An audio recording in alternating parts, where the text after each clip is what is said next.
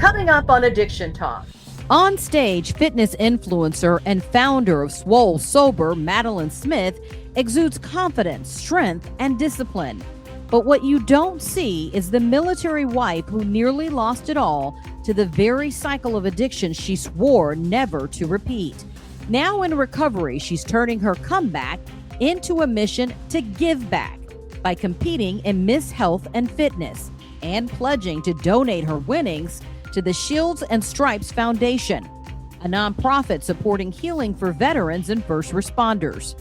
Madeline's story reminds us that it's never too late to break the cycle and that real strength sometimes means having the courage to ask for help. Addiction Talk starts now.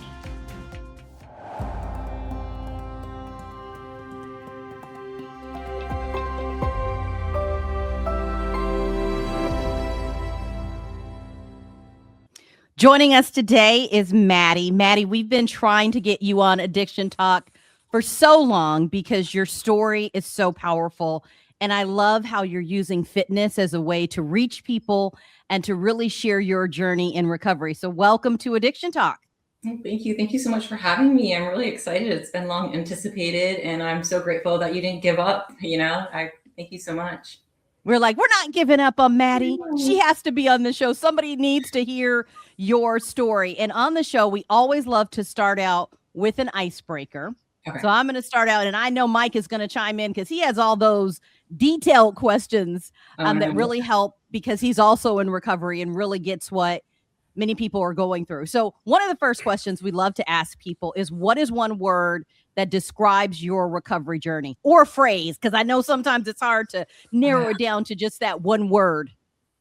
I think for myself, it would be earned. I mean, I think when you go into, recovery, that people don't really understand the hard work and dedication it takes to get to this place, or even to just get sober for 30 days. That takes so much consistency and hard work, and especially in early recovery, because you don't know how to do any of that stuff. And you really have to lean in hard into your community, and you've just met that community, and you have to take a leap of faith, which a lot of us in early recovery were so isolated and unwilling to reach out and ask for help and take that leap of faith. So it just kind of shows, the willingness that we've gotten to this point where nothing's working, and that the scariest thing ever we're going to do because that might be the only option. And then after you do that, everything after is consistency and hard work and showing up and doing things that you never thought you could do. But when you have that community behind you, you see that you can do. And if you slip, and if you mess up, then it's a learning experience, and that community is going to help push you back up and send you back out. Yeah, it's so good. So you said one thing that I want to jump in. You said willingness, which I love, because you've got a lot of willpower and you're disciplined. Did you get confused with that, thinking the difference? Because you have to have willingness and connect the discipline. Some people try to dry knuckle it with just willpower. Was that a little confusing for you? Yeah, I think growing up and just being the person that I am, I've always been when I do something, I'm not great at it at first, but I'm someone who works hard. I can always figure things out, and I'm super resourceful. So I thought when I was in all of the years leading up to me actually asking for help and doing well in recovery, I was like, why can't I figure this out? I am here's my equation. I'm doing these things. Why is this not working? And then because you are so used to being able to figure something out, and then it's not working, that you get defeated. And you're like, this is absolutely impossible. So it comes with this willingness to accept, maybe you don't know what you're doing. And maybe you need to ask someone hey, how did you go about this? So yeah, completely. And until you figure that out and realize it's separate, then you kind of get stuck in that, trying to knuckle through, and I can do this and I don't need anybody's help. And because me looking at it and how I grew up, that it was almost like a sign of weakness. If you couldn't figure it out and do it on your own, then you're not as good as you could have been if you just did it yourself. And I think society frames it that way a lot of times too. So they just kind of bust through that preconceived notion and misconception of all of this.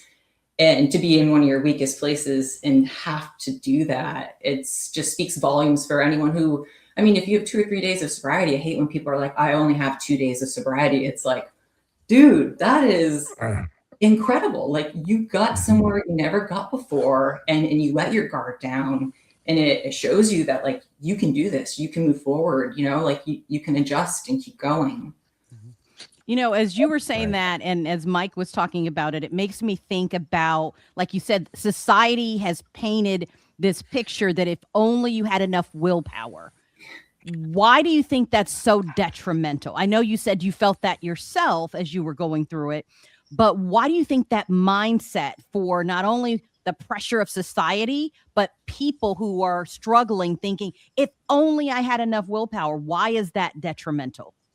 I think it puts a lot of unnecessary shame on people who aren't really in a place to be able to carry that burden.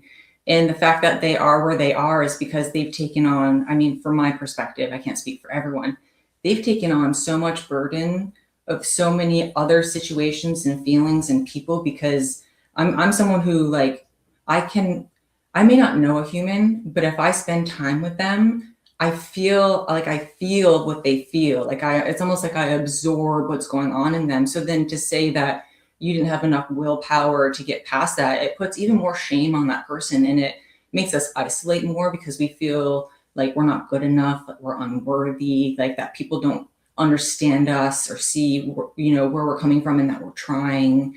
And it kind of makes you self-isolate and fall further into your addiction, rather than, I think a lot of people, and I face this in my relationship with my husband because he's in the military, and that I think in their training, it's kind of a lot of like shame-based training to, you know, get them to motivate and do these things that that people can't do and people don't think that actually happen, and that he had been in for so long. And to him, that is how you see action, and you see people respond and figure things out. But like in the world of addiction and people like me, it does the complete opposite. And in our relationship, I think he saw it as like, I'm helping her, I'm motivating her, because this is what works for me and what I've been taught by he, and like the higher up, he's in soft military, so it's the upper tier, and it's like, if all these special people who have all this training are using it for me,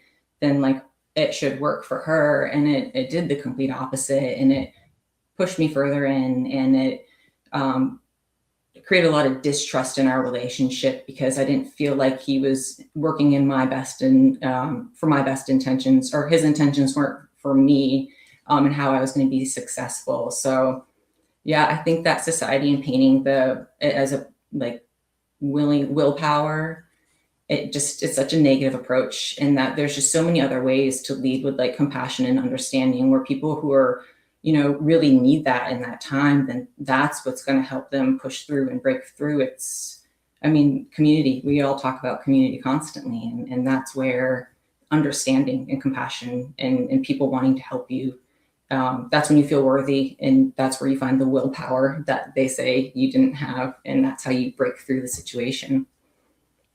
Yeah. I mean, it doesn't help when Nancy Reagan says, just say no. I mean, come on, that's what they're pushing. You can figure it out. Just say no, toughen up. Yeah. So what is something that you would be, people would be surprised to know about you? Like, open up a little bit. Tell us something like that. They'll be like, oh my God. Like a Something little silly or something serious? You tell us.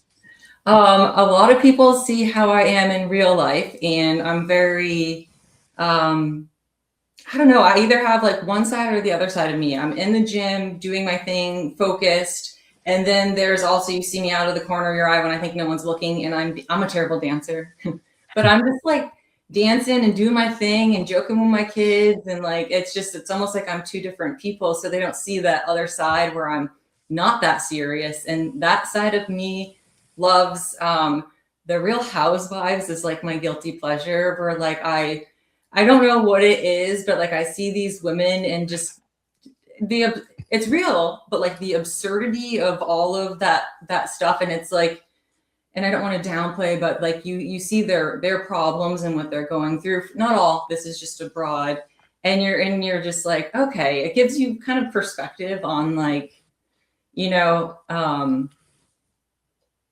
that in the sense of if that's one of their problems, you know what I mean? And then like, I've been through all of this, you know, like this lighthearted nature of it. And that, you know, life has to be so serious and all of that type of stuff. And then I remember one of them I watched was the New York one. And was it Leah? You've had her on the show? Yeah. Yes. Mm-hmm. Yeah, and then you have the other side of the coin where like you're sitting there and you're watching that season. And like, I've watched every season of Housewives, and please don't air this, but some of the seasons of Housewives, but like in the most unlikely places you find connection. And I just remember, I don't know if it was her first or second season where she started drinking again. And I was a few years sober, and just hearing her talk, and it was just like, I couldn't finish it. Like I've never not finished a season, but like I was saying, like, I feel like I don't know people, but I feel like I can feel, and just watching her struggle and putting it out there for the world and going through that, like that is just, it took my breath away. And I was like, I can't even watch this. But for her to have that strength to carry on, and then to show face and come back and, you know, change your mess into your mission, and, you know, show everyone that like, yes, we stumble and we fall, but like, look, I picked myself back up, and now I'm reaching back to help other people move forward. Like, I mean, life-changing. It just, yeah. So you never know. That's one of the reasons, Maddie, when we think about the show Addiction Talk, why we started it, because people find themselves in other people's stories. Yeah. And that, I think, even if you never see a person, there's a connection. I bet if you saw her on the street today, you probably run up, and if you felt comfortable, give her a hug, because you're like, oh my gosh, you get me. And It was just from hearing her story. So I think that's why telling our journeys and our stories and what we've been through is so critical. And I want to go back to understand more of your story. You talked about alcohol and feeling like that connection to some extent with what Leah was going through, but how did addiction start for you? I think addiction kind of started in an early age of using negative behavior to cope with things that I didn't know how to deal with. I grew up in a family where it was very emotionally chaotic. It was, you know, the flames were fueled with alcohol and fanned. And I think my parents did better than what I think every generation tries to do better. And I think with the skill set that they had, that was their better. And it was really challenging for me. And so I didn't have good, healthy coping mechanisms. So I had a really bad eating disorder growing up. And it just kind of got brushed aside. And, you know, the willpower thing, you need to move through this. And then I went into college, and my eating disorder probably started in about 7th grade. And all through high school, I was a varsity athlete, very competitive, ranked in my state, and was a good athlete. And so no one, because I could do all of that, no one even brought up, well, she couldn't be struggling because look how well she's doing athletically and academically and all of that. And then, but I was just, everything was just falling apart. Like I was barely holding together. And then I went to college, and that's kind of where I was really introduced to drinking. And I was like, oh, okay, so this is how adults cope. You know what I mean? Like adults drink this. They must have had all of these feelings because no one talked to me about those feelings. And so then they must have just drank, and this is how everybody copes. And because I grew up in such a chaotic household because of alcohol, I told myself, like, okay, you know what not to do. Like, you're never going to become that because you've been there, you know what it's like, and you told yourself that's never going to happen. And then you start drinking, and my eating disorder got a little bit better because I was drinking, and then I was eating more and gaining weight, but like I never dealt with anything that I needed to deal with. So then I started drinking, and then I moved into the hospitality business where I was waiting tables to go through college. And I'm not a really social person. I think that from, you know, what being athletic and academic and looking how I looked, people thought that I was, but like I hated going places and hanging out with the girls and I didn't like any of that stuff, but I felt like I had to. And then moving into like the restaurant business, and you have to be social, and like that's how you make your money.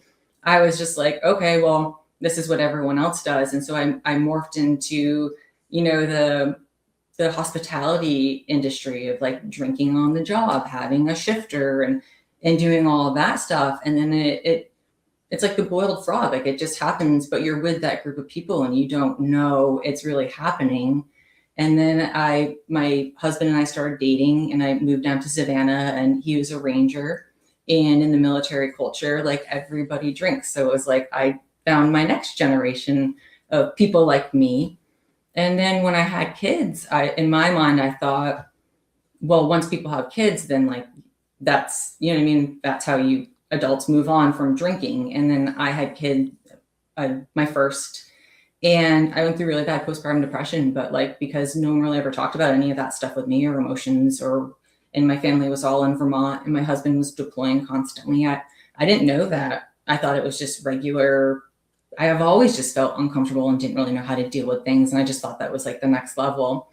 And then I had my second child, and it was like, started getting aggressive. I wasn't like the fun drunk anymore. Oh, silly Maddie. It was like I was angry and I like couldn't control like my outburst, and I was being rude and mean and inconsiderate. So then I didn't want to be seen that way. So I started isolating because I couldn't give up the drinking. You know what I mean? Like I like the friends and probably the things that I need to be doing, so I started drinking a lot more and isolating and all of that stuff. And that's kind of like when the wheels came off, where we were in Savannah and my husband wanted to do something a little bit different.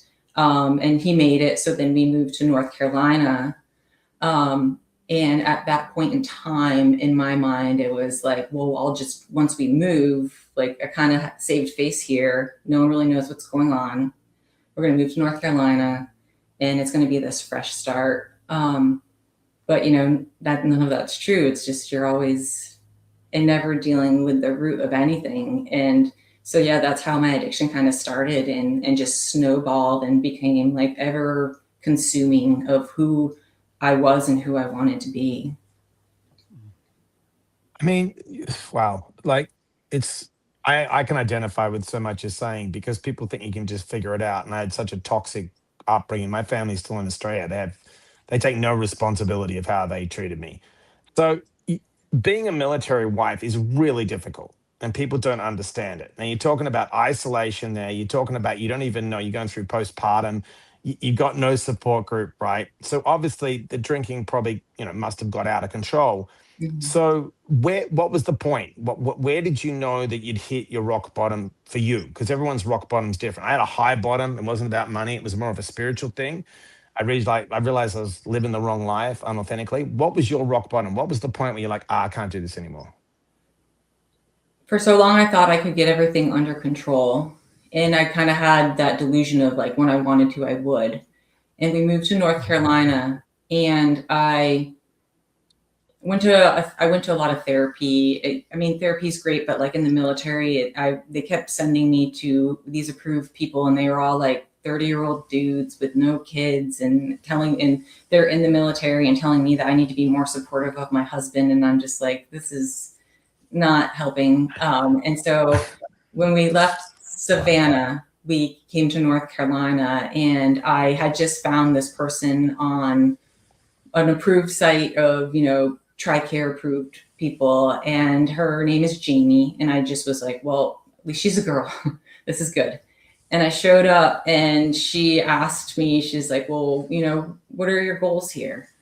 And I was like, this is ridiculous. I'm like, I just want to feel like the cat's pajamas again. And she's just like, and I came out of my mouth, and I'm like, that is the strangest thing. I've said a lot of weird stuff, but like, she's like, girl, I get that. Yeah. You want to feel like that. And it wasn't that first moment, but then I realized like, okay, then people might get me. Like, I'm not that weird and that far gone. And I had like a few moments of blips of clarity, and I got into an IOP program and was sober for about a week, and then drank. And I still hadn't decided that I was an alcoholic. I just knew that I was not the cat's pajamas and something needed to change. But it wasn't alcohol. It's everybody else. It's not that. I'm an adult. And so I made it a week, and I was like, yeah, a week. And then something happened and I drank, and then I hid it.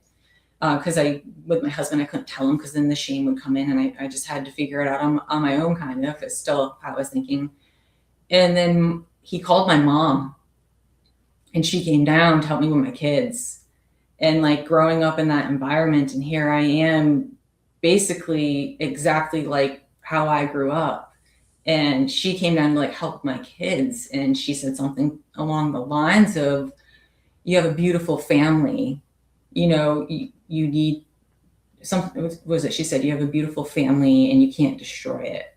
And my mind was like, man, we had a beautiful family. You know what I mean? And I got destroyed. So like, how dare you say that to me? And then I sat back and I was like, as much as she's not going to take ownership of like what had happened, and that's just not who she is at that moment. It's 7 years ago. Things have drastically changed. But I sat there and I was like, wow, I've truly become literally everything that I said I would never be. And now here I am with my children. And I'm going to do the same thing that my family did to me, to them. And that, you know, they don't deserve that. And I don't deserve this, you know, and that things do need to change. Otherwise, the cycle is just going to keep going. And, you know, I said earlier, like every generation tries, I truly believe tries to do better, you know, and like I realized that like I could do that, not only just for myself, you know what I mean, but for my children and their children. And so that's when I really started trying, like gave it, like I went in the next day, the IOP, still wasn't ready to say I was an alcoholic, but like way more open and all of that. And I made it through 30 days. I stayed sober and I was really proud of myself. And things happened at home and my husband in the military, and I drank again and I relapsed. And he sent our kids home to Vermont to stay with our family because I needed to take care of myself, and he couldn't do the kids and finish what he was doing at work.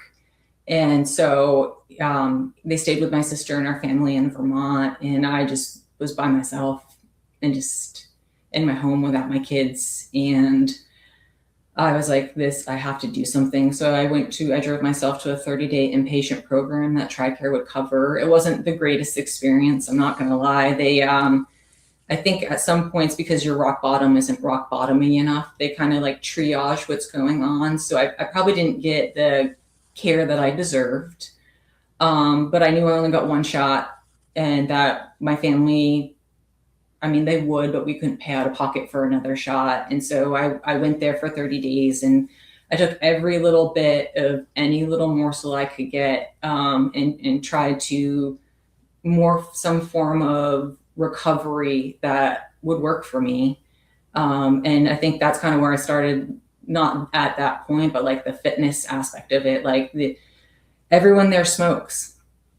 Another reason I didn't fit in and wasn't social with people is because I don't smoke. I've never, my mom smoked, it grosses me out. But like when you're in recovery, that's kind of like how everyone, it's like the new bar front, like everyone's smoking.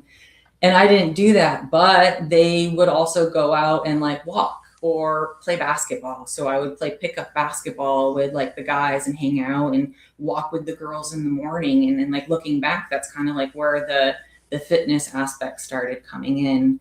And all that, you know, stuff that has, I feel like, really helped me in a lot of situations where, rather than going through those situations, being a military spouse and like your world can be fine, and then you get a phone call and it's like your husband's parent. Like one time my oldest was 4 months old, and I had gotten paint. I was going to paint the kitchen when we lived in Savannah, and I got a phone call, and my husband's parachute collapsed on a training. And he dropped, the person above him took his air and it collapsed, and he fell onto a tar mat. I think it was from like 40 or 30 feet. Ooh. Yeah. And they're like, they give you fragments and they're taking them to the hospital, and it's like, oh my gosh. And you just have that moment of like, and that happens a lot, you know, and it's those types of things where it's that you have to be really strong in your recovery, and you have to keep doing the work so that when those situations occur, you don't relapse like I did in the IOP and, you know, that type of stuff. So Well, I want to go back to something you said that I thought was really powerful, where you said, I never thought this would happen to me. This is not going to be me. Like at a young age, you kind of made a declaration that this would not be me. And there are so many people who are sitting here who grew up in families where they saw addiction and said it would never be me, but they are there now. What would you say to those people? Because I think for a lot of people, when you think, I know what this can be, I know I'm not going to do this, I'm going to try my best, but you still end up there. They don't know how to really process that. Yeah.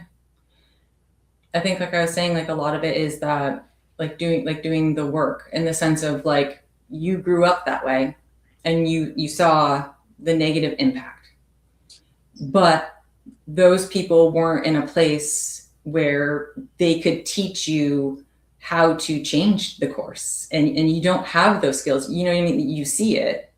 It's like kind of throwing someone a football and being like, oh yeah, hey, the Super Bowl's on Sunday, I need you to start. You know what I mean? Like, yeah, cool, I know what the Super Bowl is, I've thrown a football on occasion, but like all of those skills I need to be successful in that environment, I don't have them.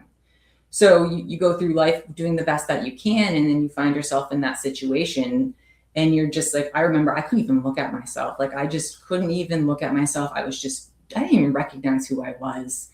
And I was so upset because I'm like, I should have known better. I told myself this, and, you know, I'm just disgusted. Why did I get here?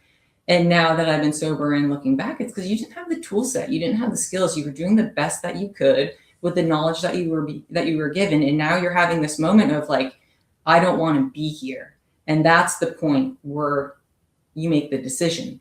And you're going to have that. It happened hundreds of times. You know what I mean? And finally, one time I was like, I'm doing this, and it stuck. But the simple fact is, like, I never gave up. Like, I kept, every time I tried, an afternoon, a weekend sober, or just something. And then one day everything changed because I didn't give up. And if I had before, nothing would have changed. And so then you learn those skills. You start going to therapy. The first thing is you stop drinking so you can actually think and figure things out and make smart decisions, and let your brain do what it's supposed to do, and learn from things, and do all of that good stuff, and rewire, so that in the future you make better decisions. But I would tell them that, you know, you're in a situation, and that the past does not define you. In this moment of clarity, what you do moving forward is where everything changes, and truly shows your character. Because I get frustrated when you hear people talking about people drinking and making bad decisions, and like, oh, you know, they were drinking, they should know better. And it's like, you're consuming alcohol. The thing that alcohol does is that it impairs that part of your brain that makes poor decisions. So like, I know people shouldn't drink and drive, and I'm not saying that, but when an officer pulls you over and says, you know, you made a bad decision, in my mind, it's like, well, yeah, no, duh, this legal substance that everyone says, and the person who overserved me at the bar, who's supposed to have some responsibility, I walked out the door, I got, you know what I mean? Like, I'm the one who's impaired, yet all these people who are not impaired, you know what I mean? Or I just don't understand that. It's like, well, no, duh, type situation. So yeah, I mean, Yeah. Sorry, I got off on my tangent No, again. it's all right. It happens to me. That's all. So I have a question. Could you talk about, and I know you've got a fitness contest coming up, but you use movement as medicine. I did for years. I used to run to regulate myself. I ran 30 half marathons in 30 days. Oh, geez. I don't run like that anymore, right? Hips are- So how do you, because we're addicts, we do crazy stuff. Yeah. So how do you find that balance where, yes, we've got to regulate ourselves through the movement, but we don't get into that obsession where we become addicts again and we burn ourselves out. You know what I mean? Because there's that fine line. I know a lot of people in long-term recovery, and we're a little crazy, and they run 100-mile races, and then they're always burnt out, and we stay in their loops. And how do you find that sweet spot where you're regulating yourself, but you know you're not burning out? I think staying consistent in going to therapy and doing all of it's, they always say sobriety is like always making the next right choice. And I think that it's always making like the next right choice, and doing the stuff, the reps behind the scene that are going to keep you in the gym, and not letting that part falter. I remember when I first got sober, I was going to the 30-day program there was a hurricane. I can't remember which one it was in North Carolina. And so there was a couple of weeks where we like didn't have power or anything like that. And I drove myself. I went to Statesboro, Georgia. It's like 4 or 5 hours from here. And we couldn't because there were trees down and stuff. So like I was just like at home, and we had just bought a house, and the yard was a mess, and the hurricane, the yard was a mess. And I bought a rake at the local Ace, and we have like a little over, I think just shy of an acre, and it's pretty dense. And I raked our whole yard, and I broke 4 rakes, and I kept going out there before I went to, my 30-day program. And I just like, I would be out there with a headlamp on. Like it was just absurd. And to me, it was like, whatever. And whatever I got to do to replace the substance with something, like, you know what I mean? I just have to, because I can't drink, but I got to do something. And then I went to my 30-day program, and I came back, and now when I go about fitness, even run, like anything that I'm doing, I like recall what it's like I have this feeling of like what it's like to be almost like frantic, of like I have to replace substance use with something. And like as long as I am doing therapy and doing what I'm supposed to do, that I don't feel like that. I feel as though it's something that like helps support me in my recovery, and that if I miss a day, that it doesn't ruin my mood or all it does in a sense, because the endorphins, and you feel good after you work out, but like it's not detrimental to my day, and I can still exist and stay active in my recovery and all of that. And like it's not, I don't I just went back to school this fall to finish out my architectural degree, and I knew it was going to impact my gym schedule, and I knew that my body was going to change, and I'm not going to be as muscular and fit as I used to be.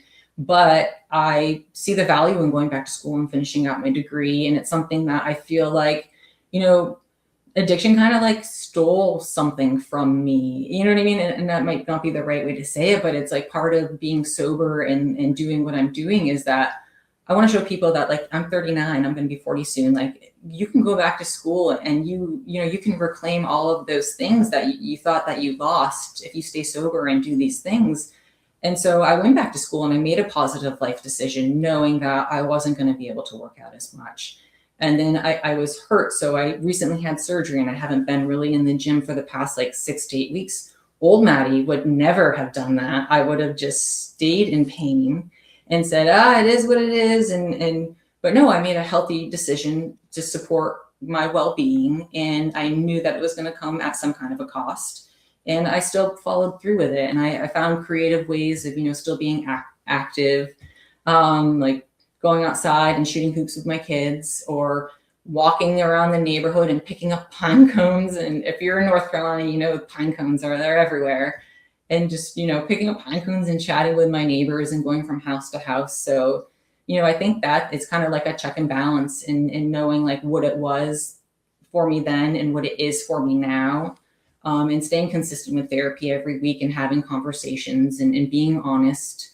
And when my therapist says, maybe you should look at that, rather than being like, oh, she doesn't know, being like, okay, yeah, I do. I need to take a moment, and I do need to reflect on that and see, what it's doing for me, if it's being something positive, if I'm leaning too hard into something, and just kind of checking myself. And Maddie, I think you said two things I wanted to touch on that were really powerful there, that exercise couldn't be the only thing.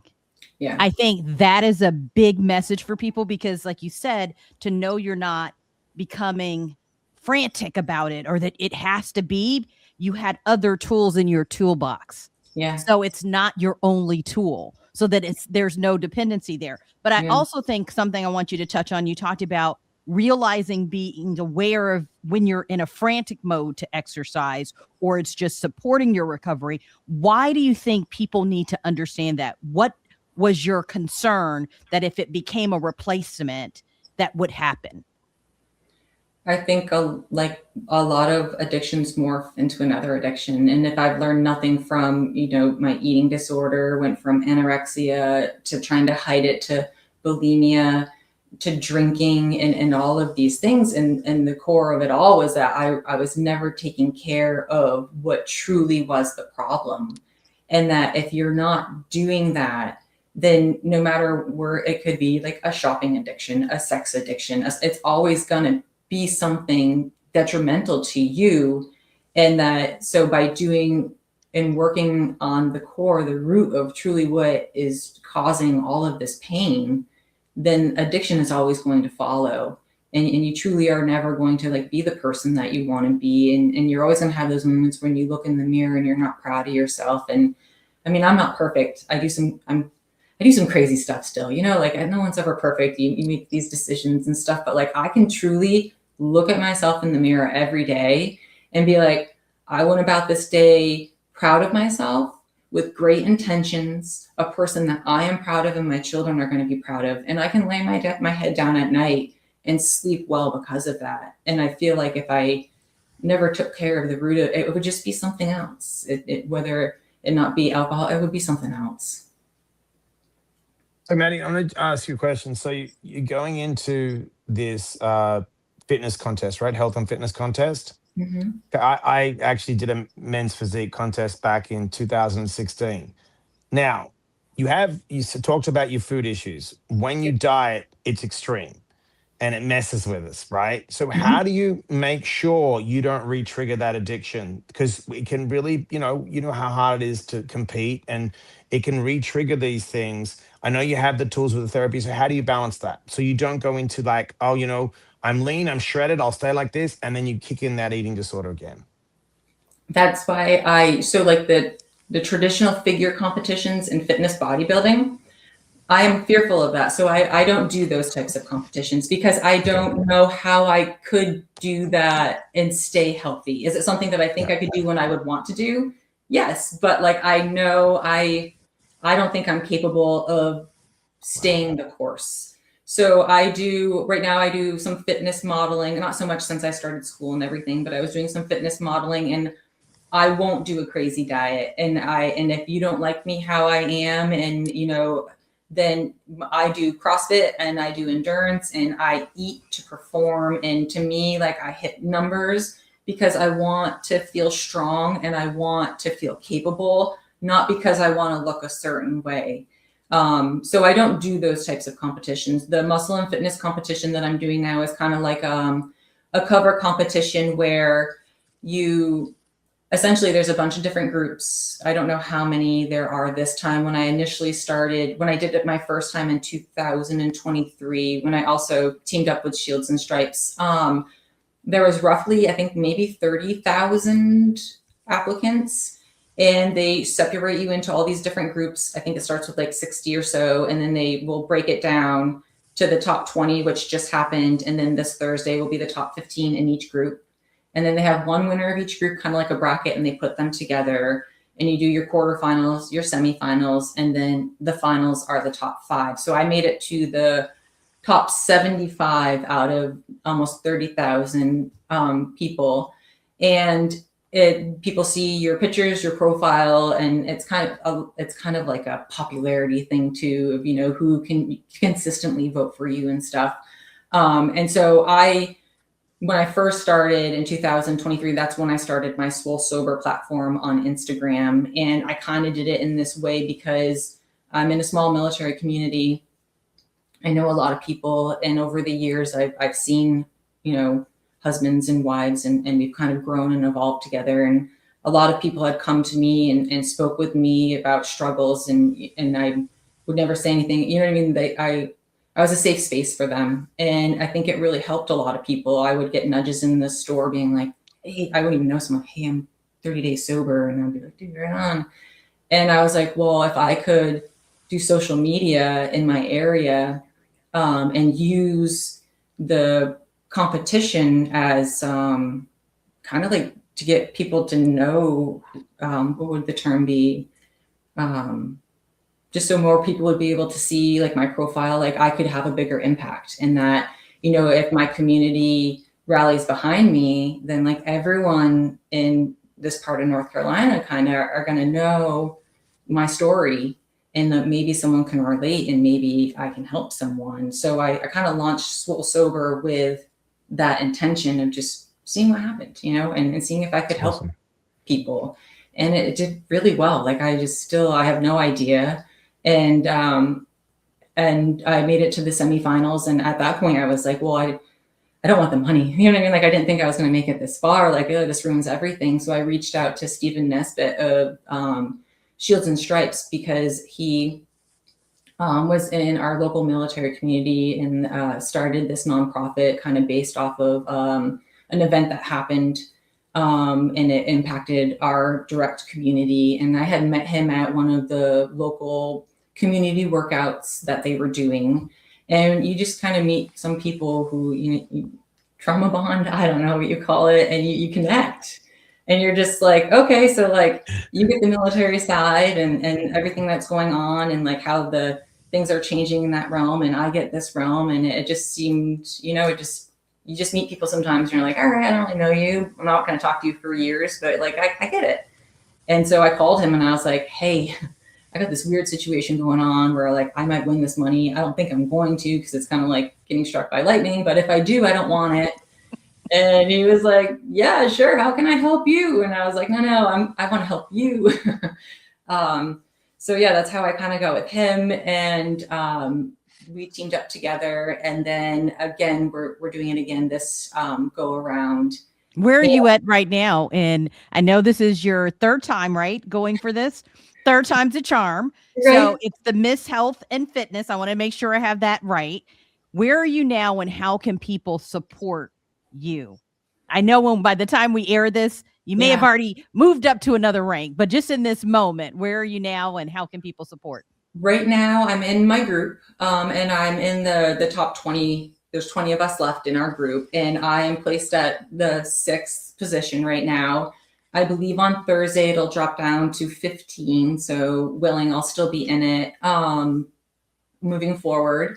And the way people can support me in the competition is just going on. Voting's free. You have to verify through Facebook, and you can vote every 24 hours for free. And passing my link along and sharing my story would be fantastic. But I mean, in the grand scheme of all of this outside of the competition, I just feel like, doing this competition and, I don't want to do it for the money. Like, that's not what it is, but it's just kind of like the reason why I entered it and started Swole Sober is that the amount of impact you could have and the audience that you gain from it. And the simple fact of like being a recovering alcoholic, military spouse on the cover of a fitness magazine and mother, and that impact of, NA, you go to speaker meetings and you hear like a little group of people, and like I never really connected with anyone, like I could get bits and pieces, and I always tried to find the best of it. And it wasn't until I was watching The Housewives and I watched Leah on The Housewives, that was the first time where I was like, oh my gosh, like in the weirdest spot, this woman in New York with all of this, and then here I am on my couch, my kids are in bed, and I'm watching this on my TV. And like, that was the time where I was like, whoa, there's people like me and think the way I do. And so then to be able to be on a fitness magazine, and the fitness world, there's a bunch of us out there that push things to the extreme. And it's kind of an audience that no one really ever thinks about might need support, and to be in like a military spouse, and people don't think of us as like needing support. We're supposed to, be these strong, independent people. And it's hard behind closed doors. Like, we struggle. And so to win the cover would be fantastic, just so that maybe someone would relate to me like I did with Leah.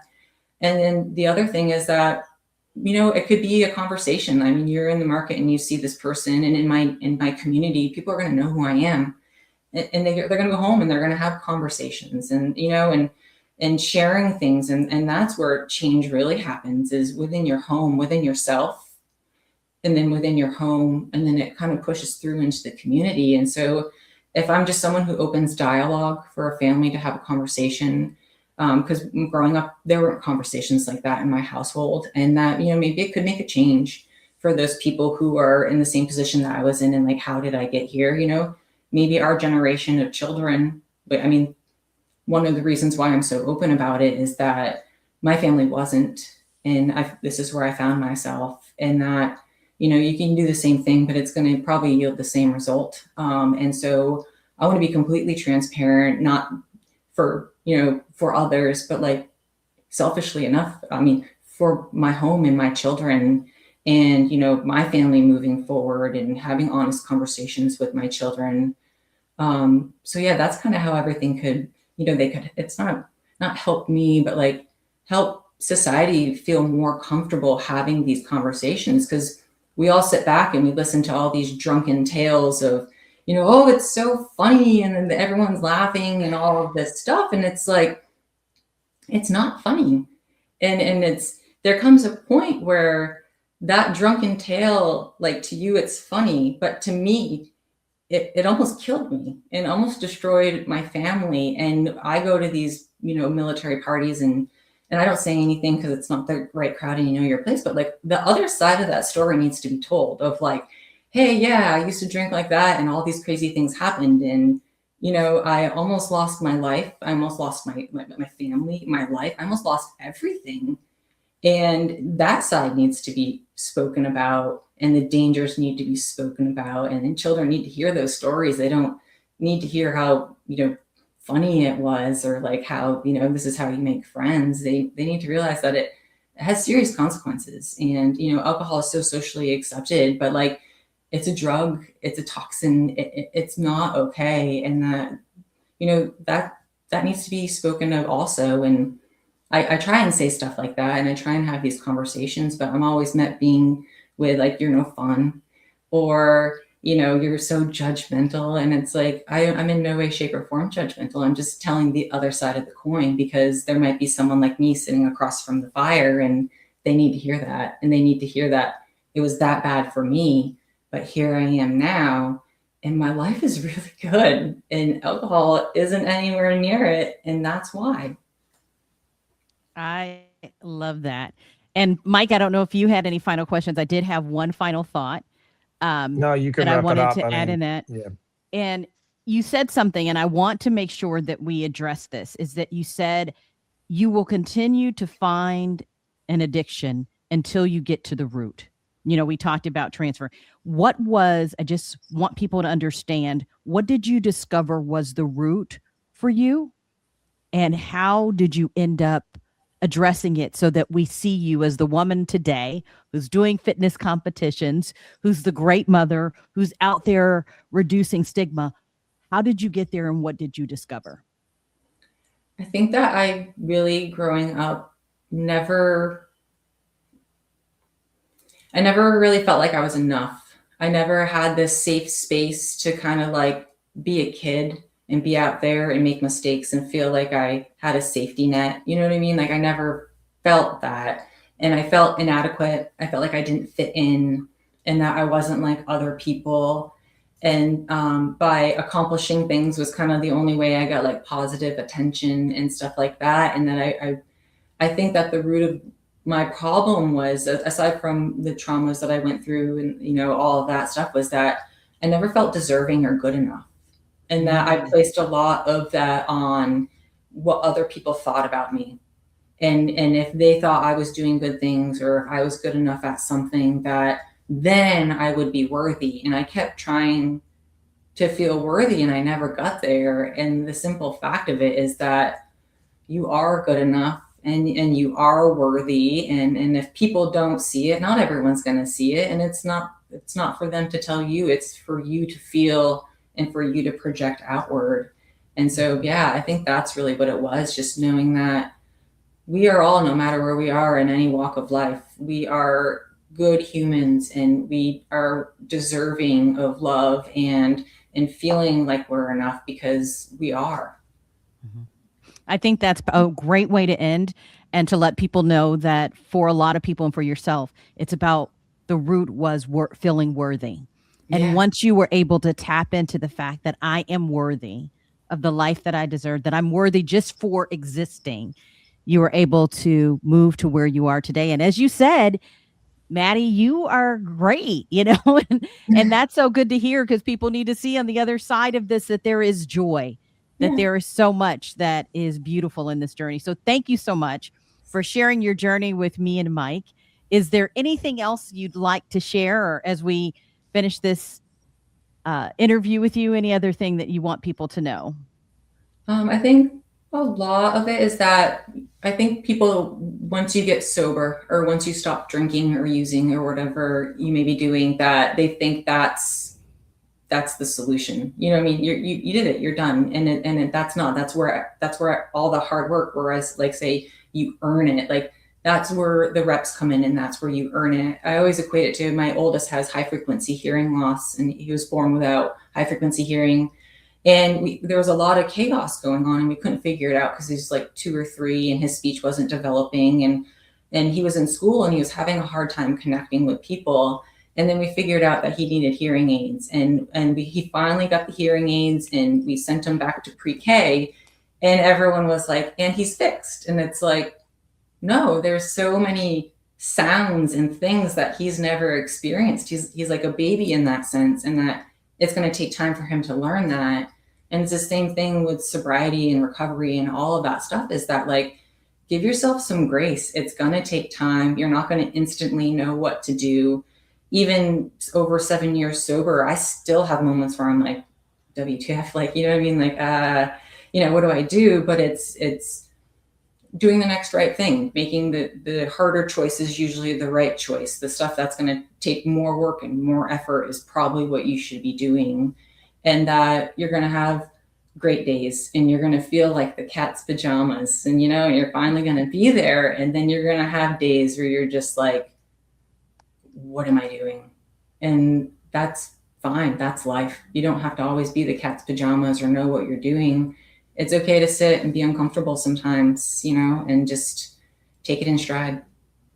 Well, thank you so much. I've learned so much, Maddie, about your journey and your transparency here today, and just sharing those vulnerable moments. So we were so honored to have you on Addiction Talk, and we're cheering you on.